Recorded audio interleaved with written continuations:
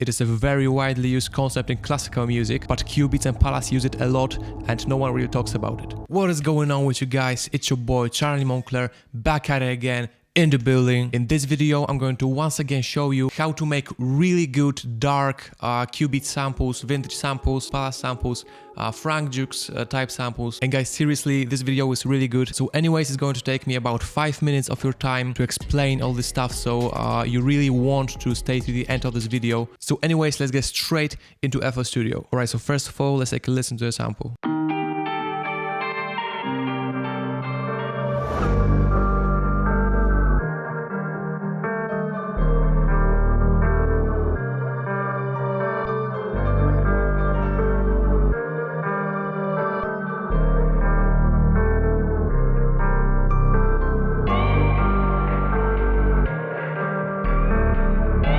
To be real with you guys, it's probably one of the best samples that I've ever made. So first of all, guys, I want to show you some secrets when it comes to music theory. Let's take this pattern.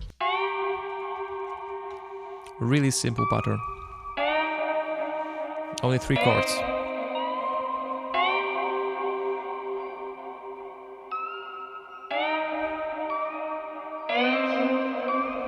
As you can tell, guys, this melody is really catchy, but it's also really simple. So basically what makes this melody like that is the 3 chords that I use in it. So first of all, guys, we are in the scale of G minor. It's one of my favorite keys to use, and the progression that I use is called 1-6-5. So what I mean by that is the first chord that I used is the first chord of the G minor scale, which is obviously G minor chord.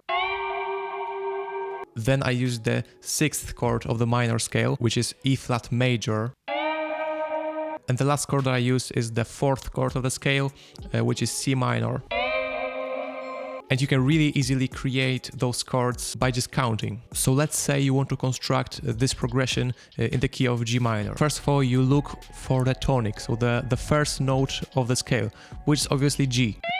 Then you skip one note of the scale, so you skip A and you put in A flat.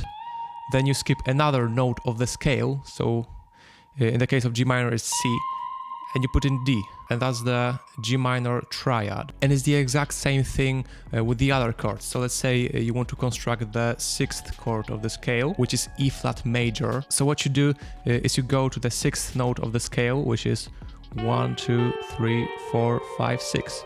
E flat or D sharp, you skip one note, G, skip one note, A sharp, and you got yourself a E flat major chord. It's that easy. I also added some top notes to the melody to make it just more interesting, as you can see.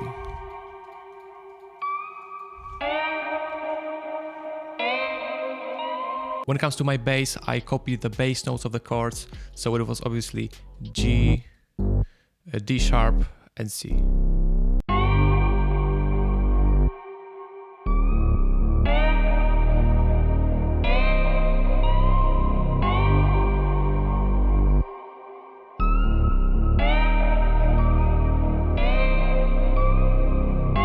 When it comes to the pattern of the guitar, it follows the exact same chords, it just has a different rhythm and it's obviously arpeggiated.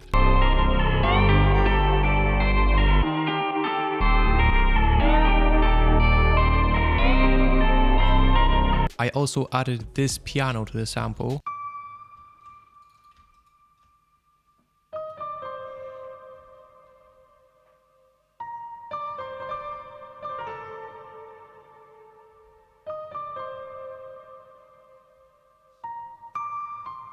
And this kind of melody, guys, is called a question and answer melody. It is a very widely used concept in classical music, but CUBEATZ and PVLACE use it a lot and no one really talks about it. So basically, guys, this part of the melody is the question and the rest of it is the answer. So just take a listen.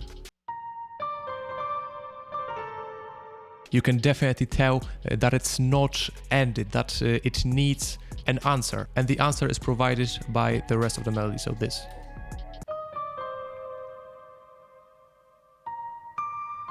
And for the last trick when it comes to music theory, I got for you guys a reverse reverb. So just take a listen to this.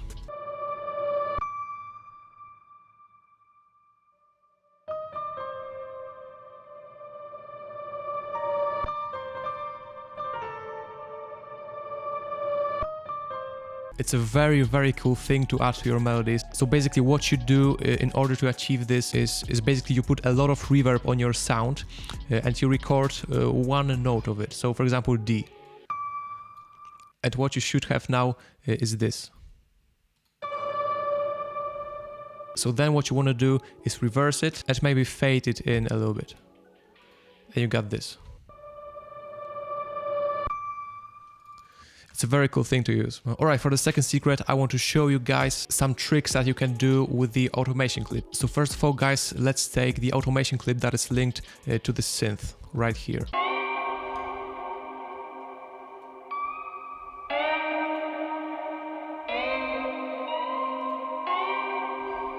If you're listening to this in your headphones, you can clearly hear that with the automation clip, the synth is panning left and right. And it's a very cool automation to use on your melodies to make them a little bit more interesting. How you do that is you export your chords. As you can see, I already did that. You click here, go to automate, panning, and this automation clip is going to appear. What you do next is you double click on your automation clip.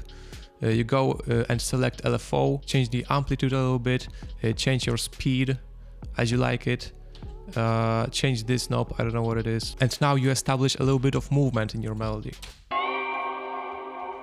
It's a very cool thing. I also did a second automation clip on the guitar, as you can see in the intro.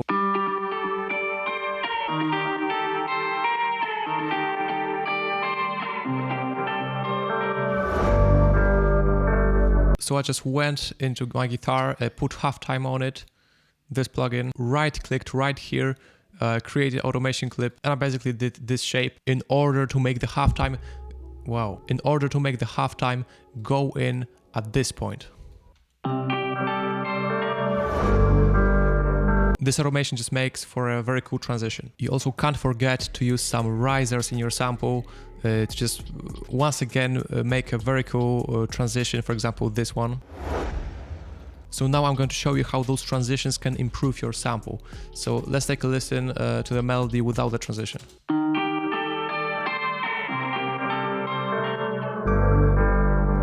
It sounds nice, but when you add those transitions,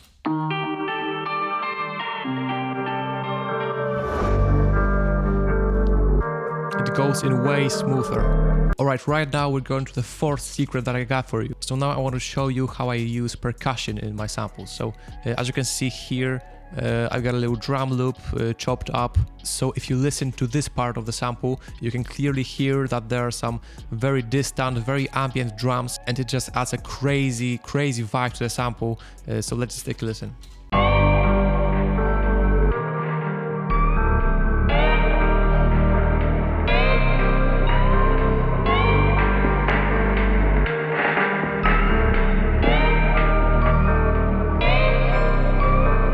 Basically how you do that is you take a drum break, and when it comes to me, I like to chop up my samples. So this is what it sounds like by itself.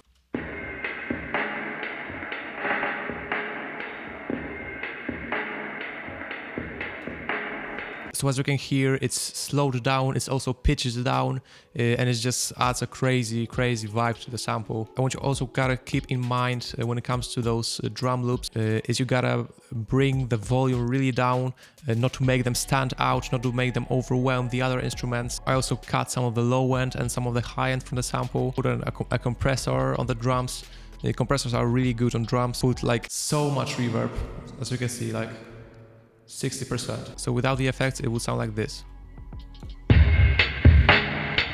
You don't want that. You want that.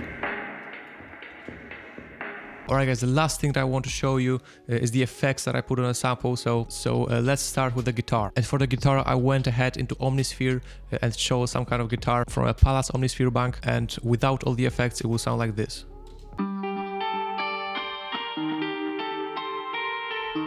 And with them.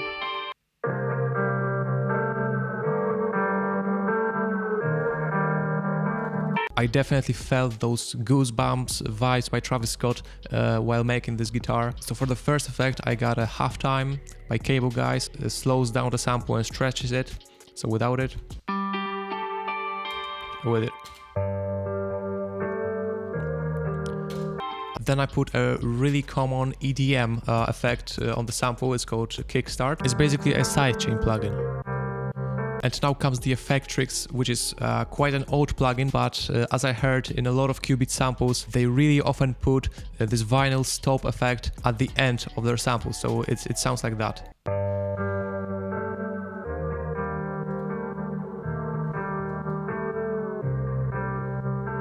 It's just a slight difference, but it adds a very cool vibe to the sample. Obviously, when it comes to guitars, it's really good when you distort them. I use this FabFilter Saturn plugin to saturate the guitars. As you can hear, they are more distorted, more saturated with the plugin.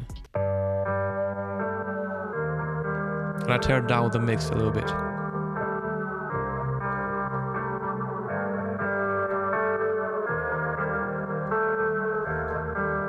Then this plugin low-high, it just adds a little more bass to the sample and cuts some of the high end.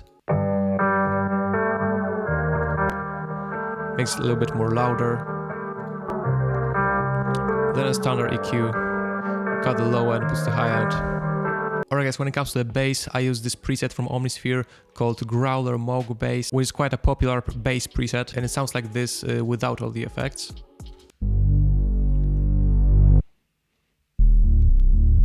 So to make it stand out a little bit more, I put a camo crusher on it, the preset bass maker, and obviously some EQ to cut the high end, because without it, it will sound like this. Alright guys, for the synth, I just put one effect on that, and it's basically a lot of reverb. I really recommend that you get this plugin, it's very good.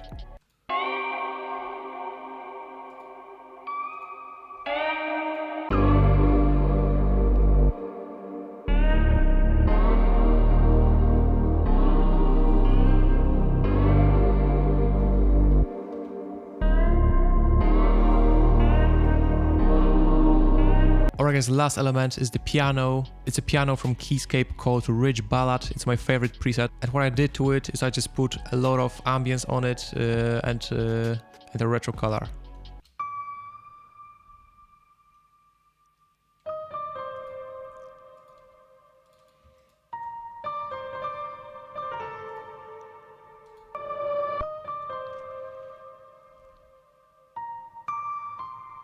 Alright guys, that's everything that I got for you. I really hope that you learned something new from this video. I hope it will be useful. Please guys, don't forget to like and subscribe and comment something down below. It really helps the YouTube algorithm. And basically that will be it for today, so see you guys in the next one.